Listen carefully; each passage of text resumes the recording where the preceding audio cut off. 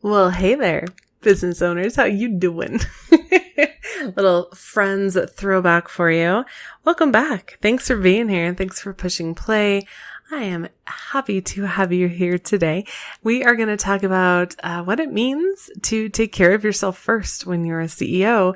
And chances are right now you have a whole bunch of other titles heaped onto that. You have CEO or mom or wife or business owner or financial person for your household. Like right now we are all just piling on the roles and the things that we need to take care of. So I want to talk about self-care and I want to talk about filling your own vase first so that you can really show up in your business and your home as the best you that you can possibly be. If you love this episode, I'm going to give you a chance to pause right now and go leave a review on iTunes. So pause. Okay. Are you back? Did you do it? Head on over to iTunes, leave a review. Those reviews mean the world to me. And if you are the kind of person that likes to help others, that is something that can really help others because it means that more people will get to hear this important information. You can also share on your social channels. Either way, I so appreciate you being here today. We're going to talk about self-care. Let's dive right in. Hey there, awesome people. I am Brooke Summer, and you are listening to Business Straight Up, the podcast for creative entrepreneurs to learn, connect, grow, and build the business and life that they dream of. Welcome, let's get going and dive right in. Welcome back, amazing business owners. Today's episode is going to be a little different from what you're used to. I'm going to share a few things that I have learned in the past few months when it comes to the chaos that is happening all around us. And a huge part of that is to start to let go of my perfectionism. So today, you might hear a dog in the background. You might hear a click of my fidget spinner because I'm pretty sure that I have ADD, but that's okay. We're working with it. You might hear my watch buzz. And while I'm hoping that none of these things happen, I am embracing progress over perfection right now. And the reality is that my perfectionism has held me back from doing so many things that I really want to do. 6 months ago, I wouldn't have even recorded this because of the things that would be going through my head constantly. Kristen Kalp always says your brain is an asshole, and sometimes your asshole brain just talks you out of things. I would think it's not clear enough. The fan is going and will make some noise. The dogs might shake and make some noise. But today, well, we've been through a lot in the last few months, and I think that we can all agree that a few imperfections in someone sharing their voice and trying to help people is probably the last thing that we need to be critical of right now. You are going to start seeing more episodes here. Some of them will be shorter. Sometimes I have things that I really want to share and I don't because they're not perfect, and that is going to change. Today, I want to chat with you about taking care of yourself as a business owner right now. I have seen my fellow CEOs and moms freaking out because of decisions that have to be made for the upcoming school year. And I was one of them. That was so stressful. And the guidelines that we're all looking at. And man, it is not an easy season for those CEOs who work from home and are suddenly in the midst of finding themselves having to do it all. Right now, we have to be super focused on everyone else's needs because we don't have the village that we all talk about, yet somehow we can't find. And that is happening in the best of times, but throw in a pandemic and all bets are off, y'all. The past few months have become a magnifying glass for so many things that our culture needs help with, from schools to workplace issues to overall systemic long-term problems. It's not that they weren't there before, but bringing a country and system to its knees because of a pandemic is highlighting the things that we need to work on most. And for me, one of those things that has been magnified and is all of a sudden a glaring issue in my own life and family is self-care. Now, to give you some context, I run 2 businesses and have 2 kids at home. One of my kids is in high school and he's homeschooled and he has a weird hybrid schedule because of aerospace education. One of my kids was supposed to be going into school this upcoming year, but because of the pandemic, now will be homeschooled. Now, I realize that I am very privileged to be able to make that decision, but there are things that come along with that that are not easy to deal with. This means that I am a CEO of 2 businesses and also homeschool 2 children, and that sentence alone is overwhelming to me.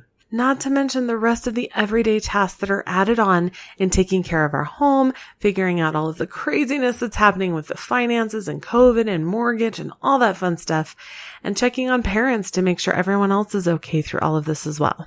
By the way, I have had several students that have been thrust into the craziness of homeschooling suddenly, and they've been asking for help through all of this. What does schedules look like? Where do you find curriculum? All of that good stuff. So I will be recording an episode on that very soon. I got you. But in the meantime, I want you to start taking care of yourself so that you can be the best homeschooling CEO badass that you can be. So let's keep going with this self-care. So in all of this, when do I take care of me? A few months ago, the answer would be that I don't. And when shit really hit the fan and we were all ordered to stay at home, I wallowed in that. I was upset. I was pissed off. I felt taken advantage of. I was overwhelmed and I was just angry.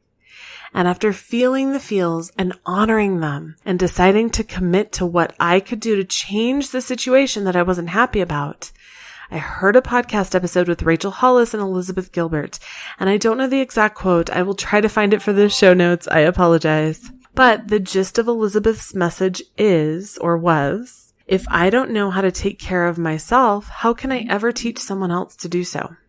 And I asked myself, this was one of my dates that we'll talk about in a little bit. I was driving around in my car. I asked myself, how do I take care of myself?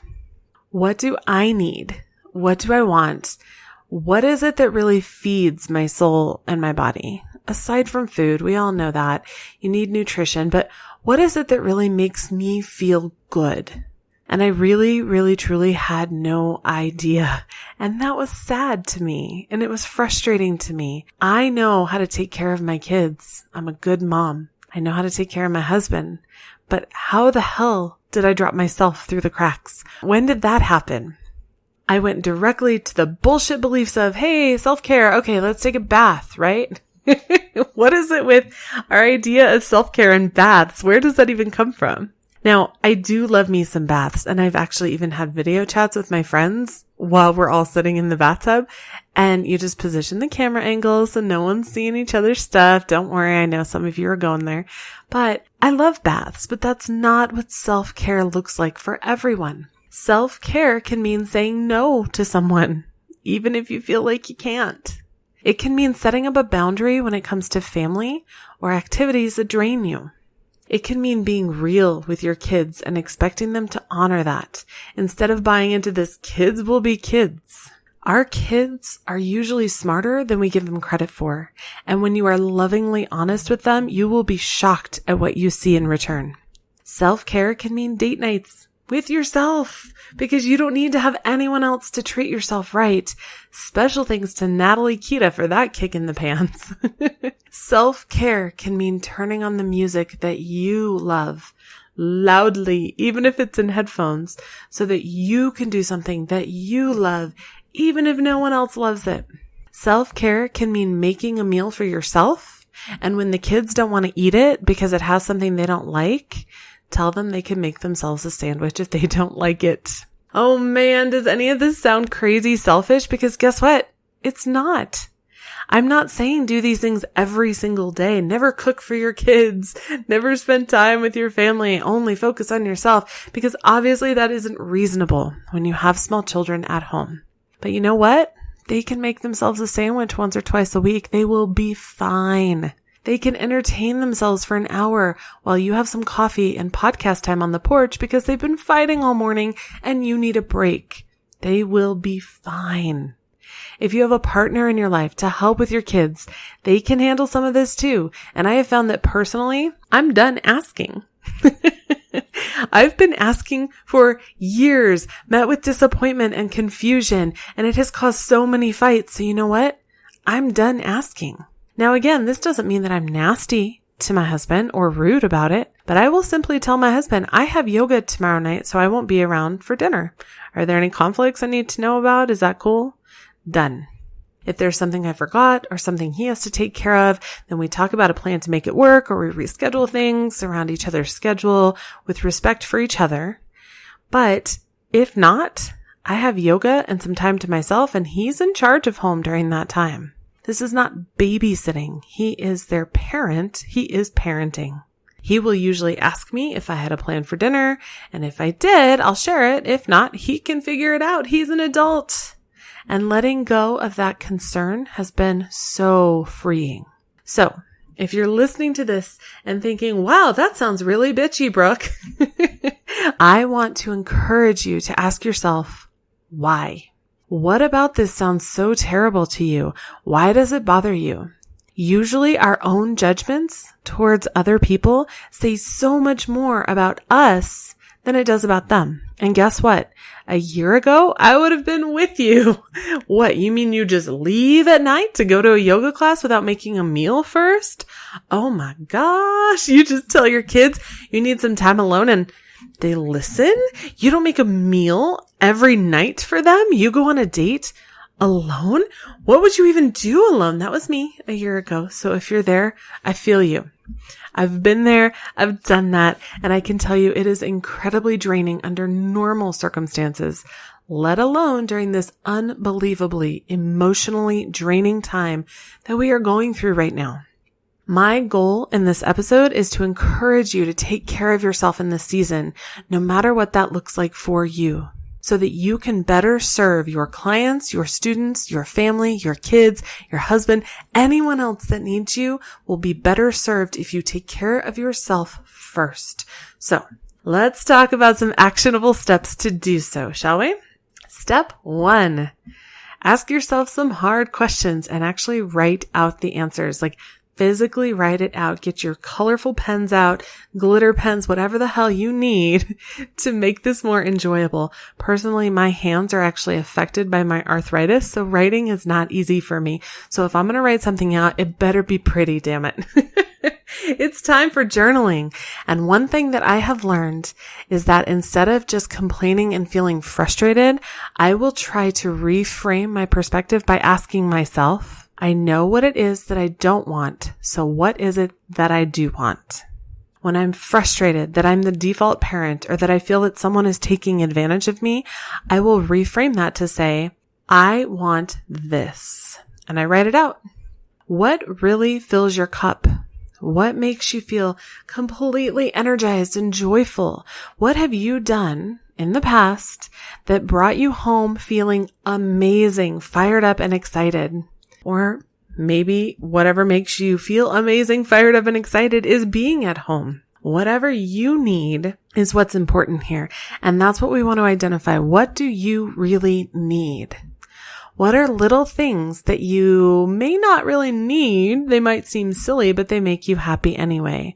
I really love fun coffee mugs. Edna Mode from The Incredibles. It's like one of my favorite characters, and I have a coffee mug that has Edna Mode on it, and it makes me happy. And I don't care that my husband doesn't get it. It makes me happy. For me, some of my needs, I really, really need to create art. When my photography business was completely shut down back in March, my creative soul was crying, and I didn't realize it until one morning I brought out my paints, and my kids and I started painting toilet paper tubes with like little eyeballs and stuff to make monsters. And we all had an amazing afternoon when we were done. Creation isn't just a need for me, it is for my kids too. And I watch them thrive when they get the chance to be creative. Now, not everyone is like this, whether adult or child, but I have recognized that this is something that I really need, and I'm working on incorporating this back into my life in a much bigger way than I have been previously. I need music. I need coffee. And for me, it's actually not about the coffee itself. Like, I'm not one of those people that wakes up in the morning and like, don't talk to me until after I've had my coffee. That's not it at all. For me, it's about actually sitting down to drink it and enjoying it. Taking that little break in the morning, which right now is done outside, which is glorious, to enjoy and talk with my kids with zero motives, no agendas, not needing to get anything done. I make my daughter some chocolate milk, usually in a pretty mug, so that she can be just like mom. My son and I have coffee, and we all head outside to relax for about 30 minutes just to chill and talk. I usually leave my phone inside. We're disconnected. We're just enjoying each other. I need connection. I need to connect with my friends and my family, which can mean paddleboard dates. We've even talked about going to do some archery soon, phone dates with long distance friends, video chats when we can't be together in person. I need that connection. I need new things in my life, like leaving the house. I love my home, but I'm here all the time, and I'm an extrovert, y'all. So even before the pandemic, I worked from home and I was home all the time. And sometimes I just need to get out of the house. This can mean picking up takeout and having a little picnic date while listening to podcasts. I have even eaten dinner on the paddleboard on the water. It was wonderful, kind of a heaven, like total Zen place. Trying out new restaurants, takeout right now, but trying new things is important to me and I honor that. So I want you to figure this out for yourself. We all have different things that fill us, that we really need in our lives, and identifying those can help you to bring them into your life to help fill you up while the rest of the world is depleting you. Identify these things and honor them. Don't be ashamed of them. Maybe you like something that your spouse or your kids think is dumb. Who cares? If you love it, that's all that matters. Your opinion gets to matter. What you love matters. Honor that. Fill yourself and take care of yourself. Start to identify these things. Step 2, I want you to look at the list that you've made and choose 3 things that will fill you up and create a plan for actually making them happen. So I'm going to kind of call everyone out because I know I've done it too. I have literally a list of Post-its on my desk of things to do that have been there probably for 2 years now. They just never get done. So I'm going to call you out and call myself out here when I say none of this, I'll do it someday. Bullshit. Nope. I want you to choose 3 of them and actually write out what that looks like, how it's going to work. Does it mean putting on a movie for your kids so you can have 2 hours to do one of your hobbies all by yourself with your own secret stash of snacks and without someone pulling at you? Does it mean telling your husband that you're going out for a night so you can have a phone date with your best friend who lives in another state while you're lying on a blanket looking at the clouds in a park somewhere with a glass of wine and some takeout? That sounds really great. I should schedule that. Does it mean talking with grandparents or maybe other parents that might be willing to watch the kids for a day so you can go to a museum on your own because no one in your family wants to see this weird exhibit that you find really interesting? Figure out what it will actually take to make this happen because you are worth the effort and filling your own cup first is so important and worth it. Step 3, I want you to schedule a date. So we've chosen the 3 things that fill your cup. We have an action plan for each one of those 3 things. So you've done most of the work. Actually put it on the calendar. We all know that until something is scheduled, it isn't real. This isn't just about you. It even happens when other things like dentist appointments or the ever awesome OB appointment comes up. When it's scheduled, you have carved out time to actually make it happen, and it even works better if someone else has it scheduled too. It's a lot harder for me to cancel a night to myself when I know that my best friend is planning on talking to me that night. Now, will she forgive me? Absolutely. But I don't want to let her down. We made plans. There's a level of accountability, and while that sounds negative, it actually creates the push that is often needed for us to take care of ourselves too. As I'm saying these things, I can even feel the former version of myself cringing a little bit, wondering if I'm being too selfish. And then my brain goes back to the last month or so when I've been taking care of myself first instead of putting others first, and my family has been so much more peaceful. I'm a better mom. I'm a better wife. I'm a better business owner. I'm a better teacher. I'm more attentive to my clients and students because I have first taken care of myself. In one of her books, Rachel Hollis shared the analogy about the vase.